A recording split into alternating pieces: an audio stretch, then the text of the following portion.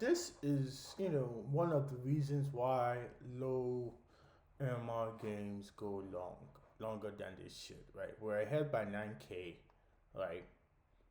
We just, won a big fight mid, right? Big fight here. We won this fight here. We killed three enemy heroes, and now, we're pushing with the big um creep, so big creep, the big snake ward, serpent ward, snake ward, serpent ward. So you can see here, right? It's well, it was, so here four of us are here trying to push here, and you have this guy who's just doing his normal low MMR bullshit.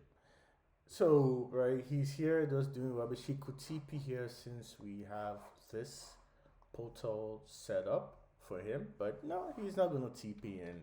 He's gonna just AFK down bot. So with that being said, right, this is a little bit aggressive, right? But we're ahead. If we played around the separate word, it will be fine. And with my BKB on cooldown, that would have been the smart choice, right?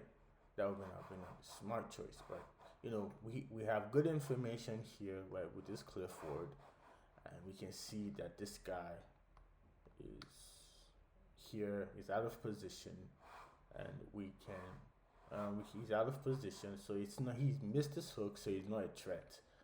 But this is the mistake I make, right? I see this. I see him getting started, getting gotten by our post three, right? What I should do is just hit the tower, play around this ward, and use my W or my Phantom Strike to back out. You know, back out if the enemy eventually tries to get on us. We have this ward. I have the spacing of my supports here and here. I can just back out. But instead, I see this, which doesn't even make sense because Pudge, has Flesh Heap. He's pretty tanky. He has what, almost 2,000 health by 18 minutes. It's gonna take a lot for us to kill him, and this is where you know.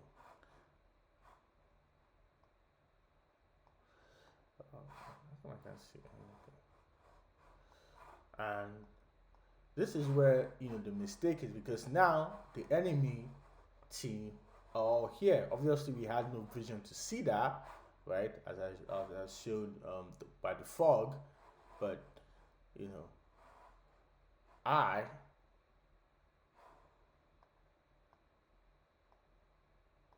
I jump in trying to back his play, and it leads to us chain feeding here. Right? We could just taken the tower, played around it.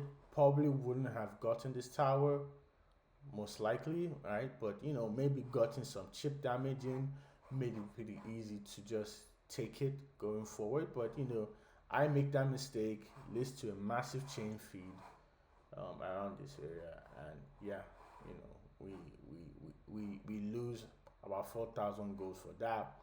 You know, much easier play would have had him back us up, especially with his ult. But it's Dota 2, having this, relying on people to make the right play all the time. It's low MMR. They're not gonna make the right play. Their Dota IQ is pretty low, so more they're gonna just look for free farm instead of gauging the situation. You're ahead, you're dominating the game. Why not take this tower, or and then make a rush play? And of course, rather than take this, he gets a kill here, which is pretty good. 1v1 on the Phantom Lancer, but nonetheless here now. So he's 1v4, and now he dies solo pushing this tower. So yeah, so Dota and this MMR in a nutshell, right? Um, we have to now start over again. So we lost about what 4K gold advantage, lost 2 minutes, and then then had to come back and re-push this tower.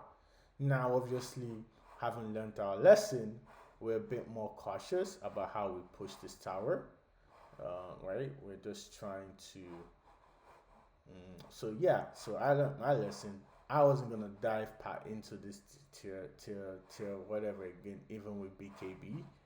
So yeah, it's a process. It's a learning curve, right? It's gonna take time to get all the good habits down.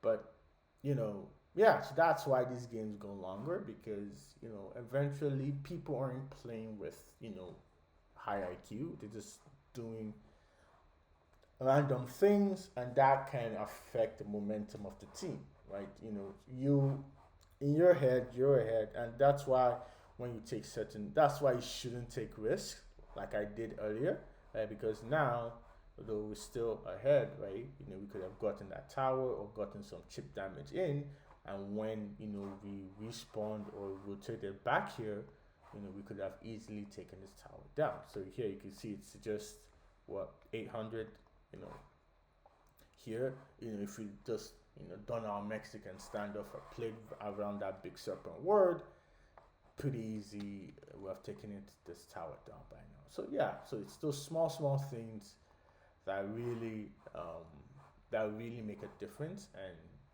change the way, because now ever since then the momentum shifted a little bit, right?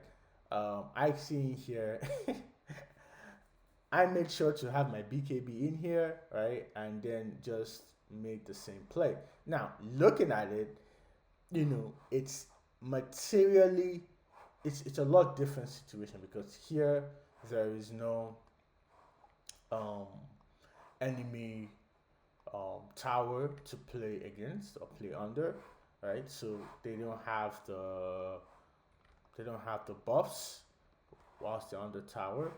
And here I had my BKB. So you can see here, that's why this play worked.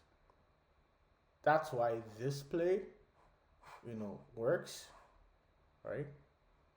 That's why this play works because I have my BKB, I turn it on, and boom, I get 2 kills, 3 kills, just by playing around my BKB and playing in the situation whereby you're not, playing around the tower or around where they could bring in